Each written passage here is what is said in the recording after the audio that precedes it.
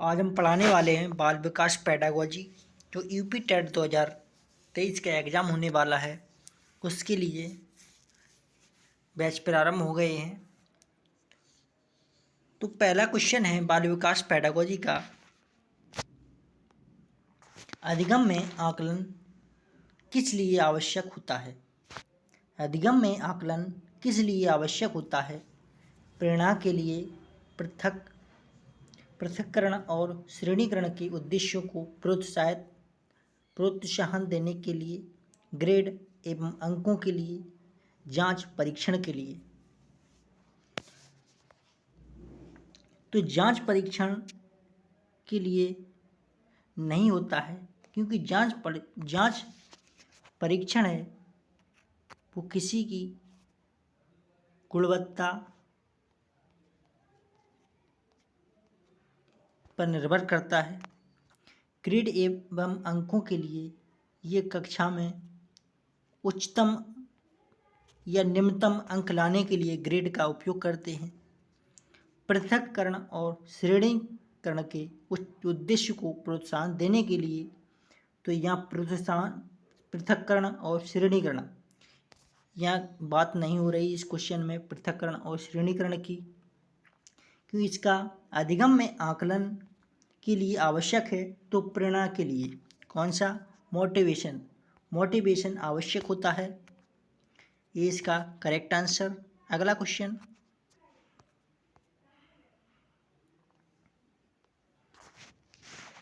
एक शिक्षक गणित के संप्रत्ययों को सिखाते हुए खोजपरक उपागम का उपयोग करती है।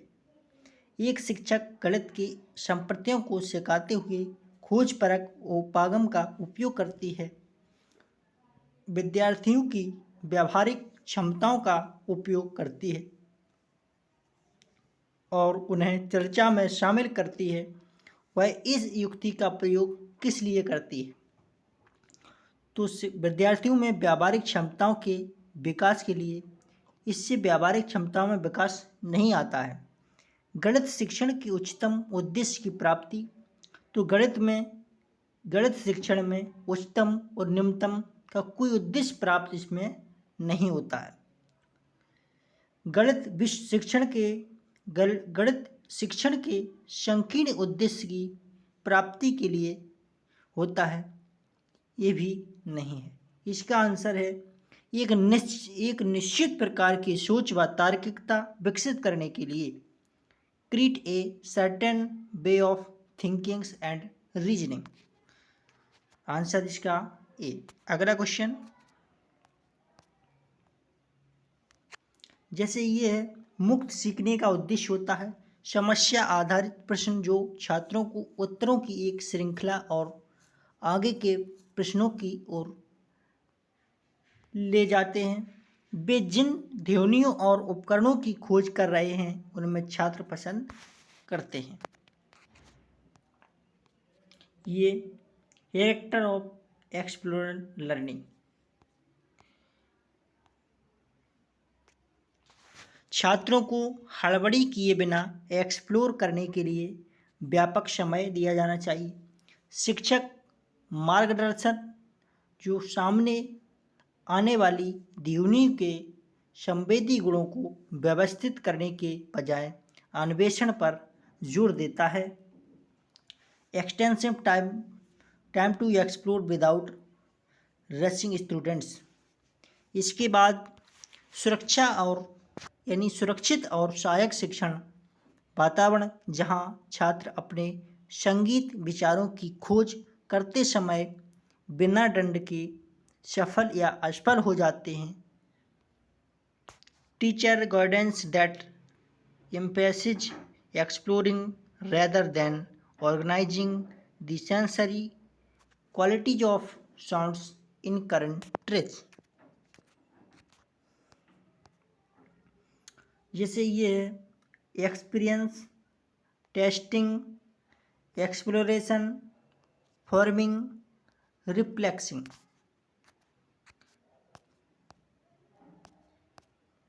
इसके बाद ये क्वेश्चन है अगला, सतत एवं समग्र मूल्यांकन की संकल्पना से तात्पर्य है।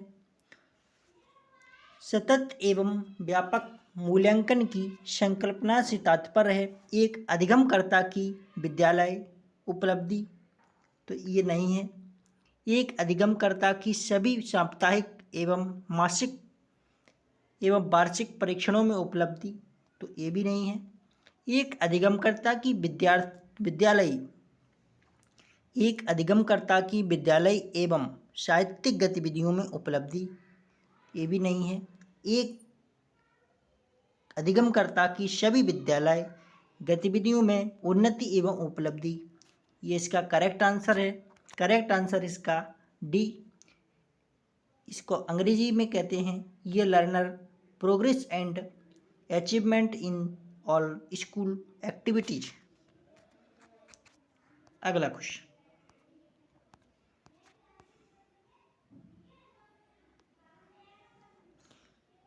विद्यार्थियों के कार्य की गुणवत्ता की बिना समालोचनात्मक जांच के उच्च श्रेणी देने की अध्यापकों की प्रवृत्ति से, यानी विद्यार्थियों के कार्य की गुणवत्ता की बिना समालोचनात्मक जांच के उच्च श्रेणी देने की अध्यापकों की प्रवृत्ति से क्या होता है, उनके मूल्यांकन की वैधता अधिक होती है। ऐसा नहीं है कि मूल्यांकन की वैधता अधिक हो या कम हो, इससे नहीं होता है। उनके मूल्यांकन की विश्वसनीयता अधिक होने की ओर अग्रसर होती है, ऐसा भी नहीं अग्रसर नहीं होती है। इसके बाद उनके मूल्यांकन की विश्वसनीयता कम होने की ओर अग्रसर है। कम और ज़्यादा की कोई बात नहीं इसमें। इसका आंसर है बी, उनके मूल्यांकन की वैधता कम होने की ओर अग्रसर हो जाती है। किसमें? मूल्यांकन में। तो आंसर इसका बी। अगला क्वेश्चन,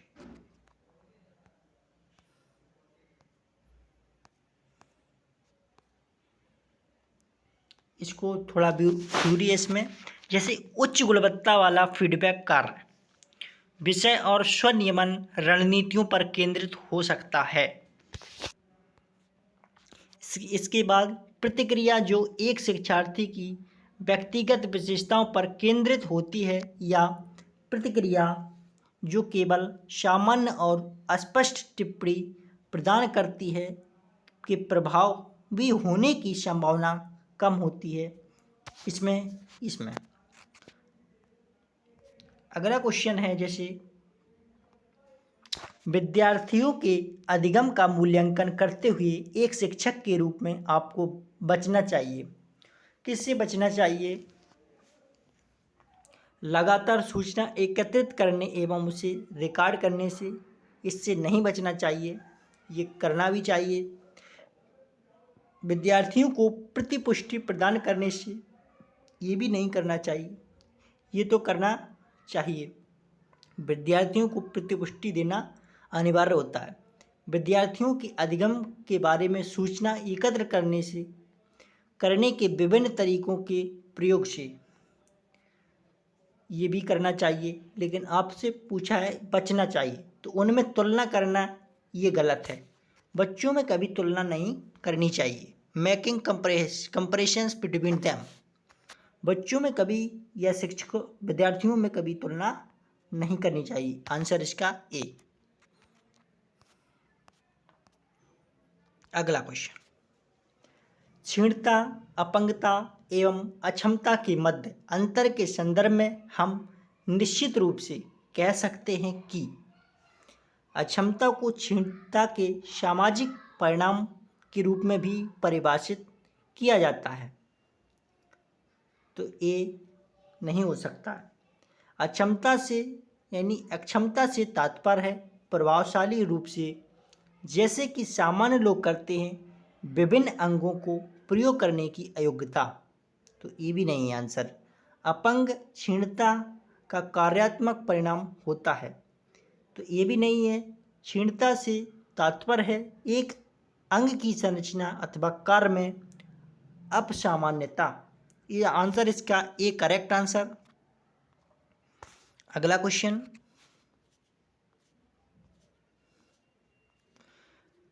अगला क्वेश्चन करने से पहले कुछ इसके स्ट्रक्चर्स देखते हैं। संरचनात्मक और कार्यात्मक शरीर की दुर्बलता होनी चाहिए। दैनिक जीवन की गतिविधियों में विकलांगता या गतिविधियों पर प्रतिबंध होना चाहिए। सामाजिक एकीकरण में बाधाएं या भागीदारी की सीमाएं होनी चाहिए। अब लेते हैं अगला क्वेश्चन। अगला क्वेश्चन है गतिविधि आधारित पाठ्यचर्या में। तो गतिविधि आधारित पाठ्यचर्या में क्या करना चाहिए? शैक्षिक अधिकारियों द्वारा गतिविधियों की सूची का मानकीकरण करना चाहिए। ये नहीं करना चाहिए। सत्र प्रारंभ होने से पूर्व गतिविधियां पहले से निर्धारित कर ली जाती हैं। ऐसा कभी नहीं होता, पहले से निर्धारित कभी नहीं होती। शिक्षक की भूमिका न्यूनतम होती है। शिक्षक की भूमिका न्यूनतम नहीं होती है। तो आंसर इसका सी बचता है, क्योंकि पूरा पाठ्यक्रम गतिविधियों में रूपांतरित कर दिया जाता है। कैसा कर दिया जाता है? पूरा पाठ्यक्रम गतिविधियों में रूपांतरित कर दिया जाता है।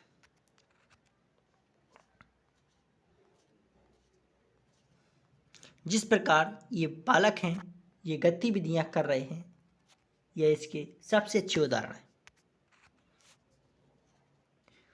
अगला क्वेश्चन लेते हैं।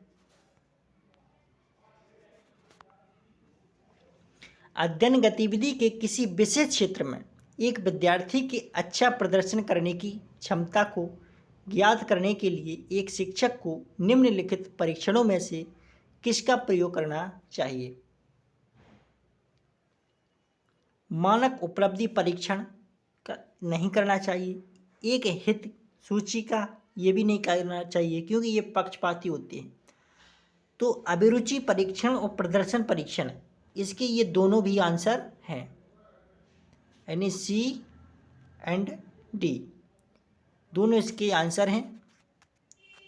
आगे बढ़ते हैं। अगला क्वेश्चन। एक पाठ की योजना बनाते हुए एक शिक्षक शिक्षिका को नहीं चाहिए कि क्या नहीं चाहिए? वह एक संदर्भ पुस्तक से परामर्श ले। वह एक संदर्भ पुस्तक से परामर्श ले। ये तो करना चाहिए। तो ये आंसर हो नहीं सकता। उसी अधिगमकर्ताओं का प्रदर्शन स्तर ज्ञात करना चाहिए। तो प्रदर्शन स्तर को भी ज्ञात करना चाहिए। ये भी क्वेश्चन का आंसर नहीं हो सकता। तो उसी अधिगमकर्ताओं की गृह पृष्ठभूमि का पता करना,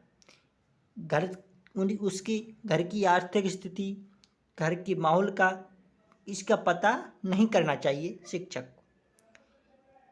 अधिगमकर्ताओं की गृह पृष्ठभूमि का पता, ये भी नहीं हो सकता है।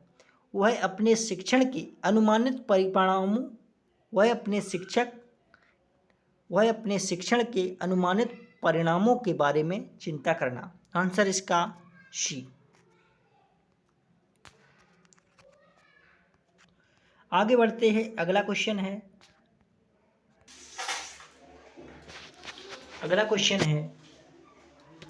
आईईपी व्यक्तिगत शैक्षिक योग्यता तैयार करते हुए निम्नलिखित में से किसे आधार नहीं मानना चाहिए?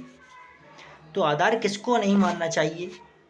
अधिगमकर्ताओं की वर्तमान क्षमता, तो ये तो हो सकता है अधिगमकर्ताओं की वर्तमान क्षमता को मानना चाहिए, लेकिन इसमें पूछा है कि नहीं मानना चाहिए। नेगेटिव के लिए आपको नकारात्मक ही लेना है। प्राप्त किए जाने वाले व्यक्तिगत लक्ष्य, तो लक्ष्य को भी प्राप्त करना चाहिए, ये भी नहीं हो सकता। लक्ष्यों की प्राप्ति हेतु समय सीमा भी होना चाहिए, तो ये भी आंसर नहीं। आंसर इसका बचता है डी। अभिभावकों की सलाह के बिना आईईपी तैयार करना। आंसर इसका डी। अगला क्वेश्चन लेते हैं। एक दृश्य को देखते हुए एक शिक्षिका ने अपनी कक्षा में विद्यार्थियों से पूछा, इस चित्र से क्या तात्पर्य है? यह कार्य ब्लूम वर्गीकरण में संज्ञानात्मक क्षेत्र की निम्नलिखित किस श्रेणी से संबंध रखता है? ज्ञान से, बोध से, अनुप्रेक से, विश्लेषण से। तो यह ब्लूम की वर्गीकरण में संज्ञानात्मक क्षेत्र की निम्नलिखित किस श्रेणी से संबंध रखता है? तो बोध से, अंडरस्टैंडिंग। अगला क्वेश्चन,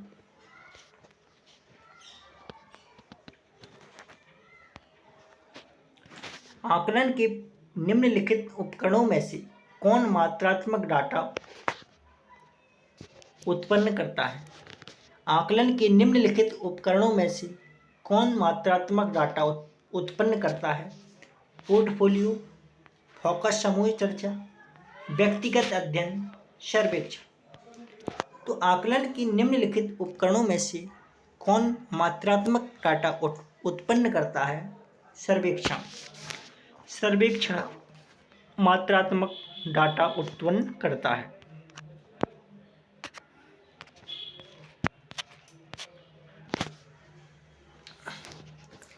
निम्नलिखित में से किस प्रकार के परीक्षण में विद्यार्थियों में विभेदीकरण को उच्चतम सीमा तक बढ़ाने हेतु परीक्षण मदों का निर्माण किया जाता है?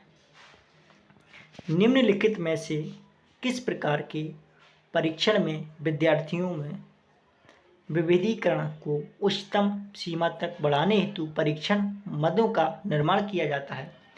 निष्पत्ति संदर्भित नहीं हो सकता है, उद्देश्य संदर्भित ये भी नहीं हो सकता है, निष्कर्ष ये भी नहीं।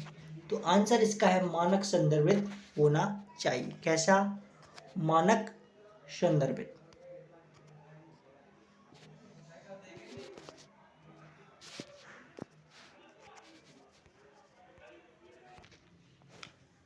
इसके बाद अगला क्वेश्चन है, एक प्रभावशाली अनुदेशात्मक योजना हेतु किसकी भूमिका न्यूनतम होनी चाहिए? एक प्रभावशाली अनुदेशात्मक योजना हेतु किसकी भूमिका न्यूनतम होनी चाहिए? तो विद्यार्थी की भूमिका न्यूनतम नहीं अधिकतम होनी चाहिए। शैक्षिक प्रशासकों एवं योजनाकारों की भूमिका अधिकतम होना चाहिए, न्यूनतम नहीं। इसमें क्या पूछा है? न्यूनतम होनी चाहिए, कम होनी चाहिए। अभिभावकों की होना चाहिए, लेकिन यानी शिक्षकों की भी होना चाहिए, लेकिन अभिभावकों की नहीं होना चाहिए। क्यों? विद्यार्थी शैक्षिक प्रशासक को एवं योजनाकारों की होनी चाहिए, शिक्षकों की होनी चाहिए, लेकिन अभिभावकों की नहीं होनी चाहिए। आंसर इसका सी। अगला क्वेश्चन,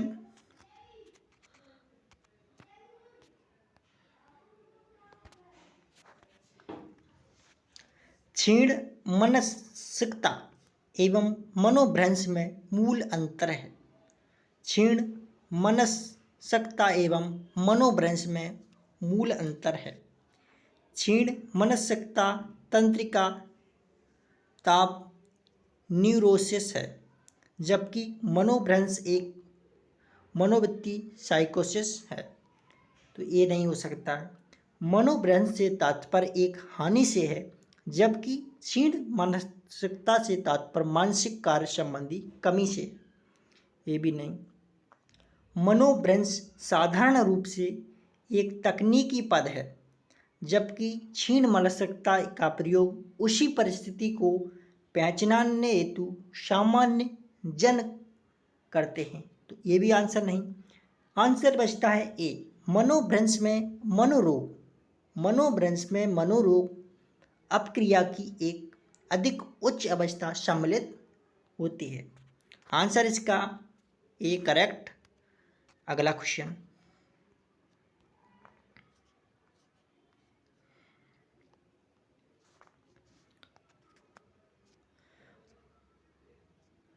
पाठ्यचर्या के संदर्भ में निम्नलिखित कथनों में से कौन सा कथन सही है?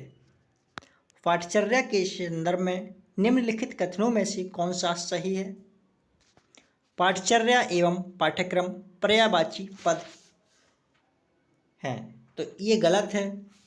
अपन को क्या बताना है? सही है। पाठचर्या में वांछनीय एवं योजनाबद्ध अनुभव सम्मिलित होते हैं। पाठचर्या में वांछनीय एवं योजनाबद्ध अनुभव सम्मिलित होते हैं, तो ये भी नहीं हो सकता है। पाठचर्या में अतिरिक्त पाठचर्या होती है, तो डी भी नहीं हो सकता। आंसर इसका सी। पाठचर्या में अन्य विद्यालय अनुभवों के अतिरिक्त अवांछनीय एवं गैर योजनाबद्ध अनुभव सम्मिलित हैं। आंसर इसका डी करेक्ट। आंसर इसका सी। अगला क्वेश्चन,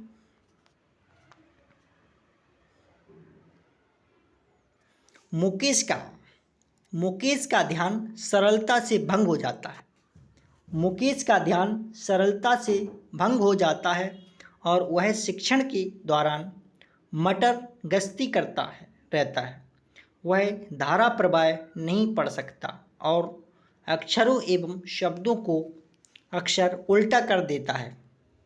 साथ ही उसे श्यामपट्ट से शब्दों को कॉपी करने में कठिनाई का सामना करना पड़ता है। संभव है कि मुकेश कैसा है? तो एक वर्ष इसमें पढ़ता, यानी पढ़ने संबंधी विकार क्या होता है ये बताते।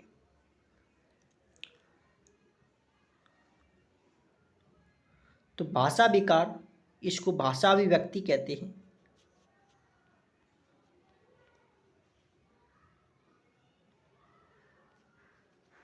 भाषा अभिव्यक्ति कहते हैं। इसमें जो क्वेश्चन में पूछा गया है कि सामना करने में क्या होता है, पढ़ने में कठिनाई होती है। तो पढ़ने में कठिनाई होती है, डिसलेक्सिया कहते हैं। पढ़ने संबंधी विकार क्या होता है? डिसलेक्सिया। अगला क्वेश्चन,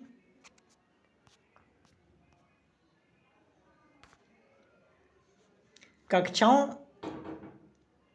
4 से कक्षाएं मतलब 6 से 8 तक के लिए आरटीई अधिनियम 2009 द्वारा कितने न्यूनतम कार्य दिवस निर्धारित किए गए हैं?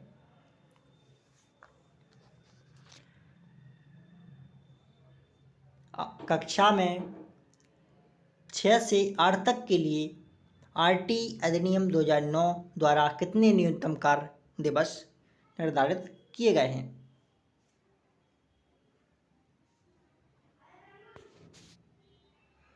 तो इसमें न्यूनतम कार्य दिवस किए गए हैं 180 नहीं, 200 भी नहीं और 240 भी। आंसर इसका है 220। अगला क्वेश्चन,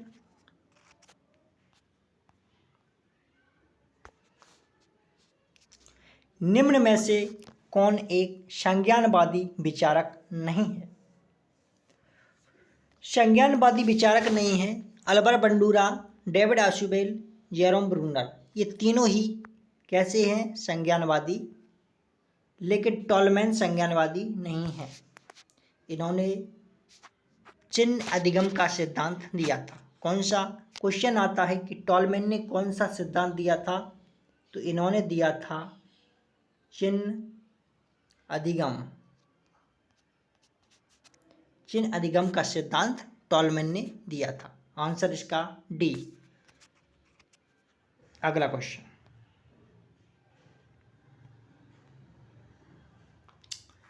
निम्नलिखित में से कौन सी विशेषता अपसारी चिंतन के लिए सत्य नहीं है?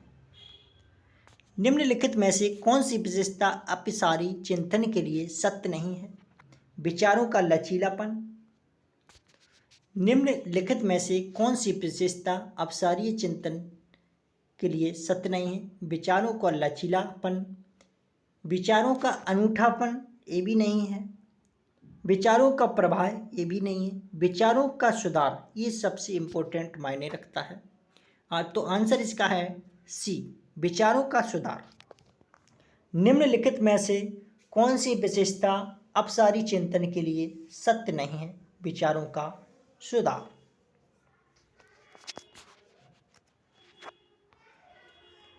विचारों का सुधार। तो अभी तक आप लोगों ने जितने भी इस क्लास में क्वेश्चन किए हैं तो आप लोगों को मैं समझता हूँ अच्छे से समझ में आ गए होंगे। यहाँ पर जो